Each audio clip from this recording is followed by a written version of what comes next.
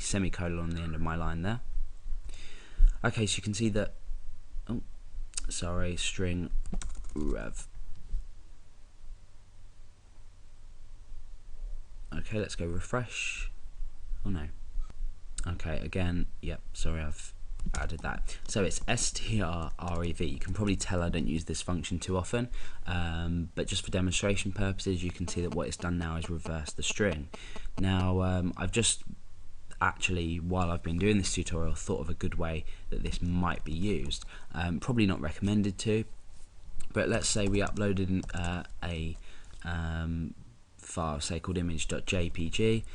We could echo string reversed, and we could do the substring of this, and we could get the first, say, three letters, which would return our file type. However, if you think about it, this actually wouldn't work because it could be JPEG or JPEG. So that's the string reverse function.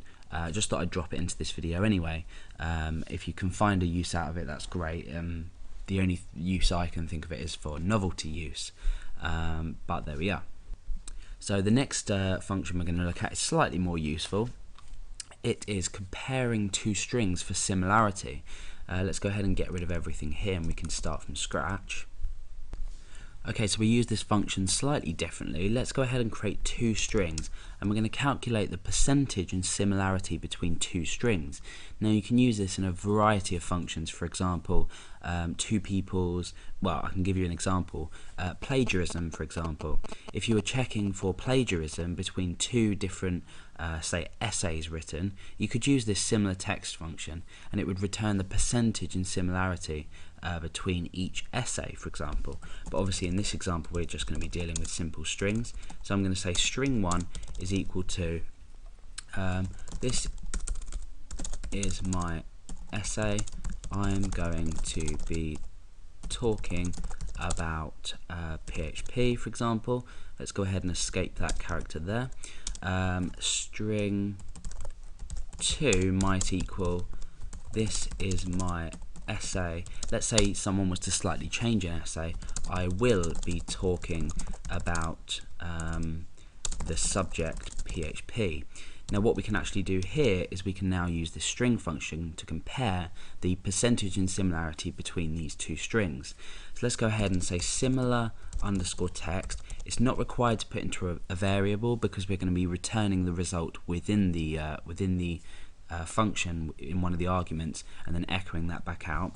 So the three arguments we need to pass are string 1, string 2, and then we need a result variable here. So we've got this result here which we can then go and echo out. So we could say the similarity between is, and then we can append on result. Let's put that there.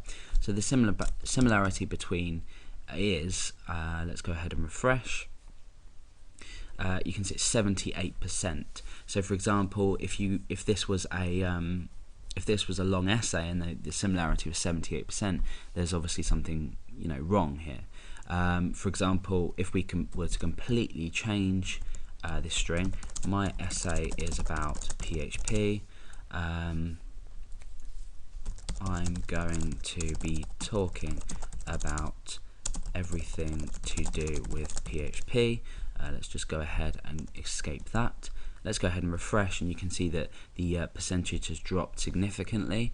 However, if this was a longer string, there would be more to compare, and if they were very different, you'd get something completely different. So, for example, my essay is about cats. I'll escape that. Be talking about cats and their colours. That'd be nice.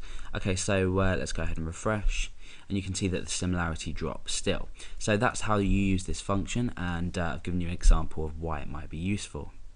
Okay, so let's go ahead and talk about some more simpler functions. Let's go create our string here. That's going to be equal to this is an example string. Okay, so the first one we're going to be talking about is the string length. So string length is equal to, and this function is called strlen with no underscore, and then you just feed in the string that you want. This is a really useful really useful function, because for example, if you were validating a form and you wanted to check that the length wasn't any bigger than a specific amount, you could then just use this inside an if statement to check the string length. For example, if the name, the name of the user or the username wasn't meant to be any more than 25 characters, you could say something like if string length is smaller than 25, then we can say yep, that's absolutely fine.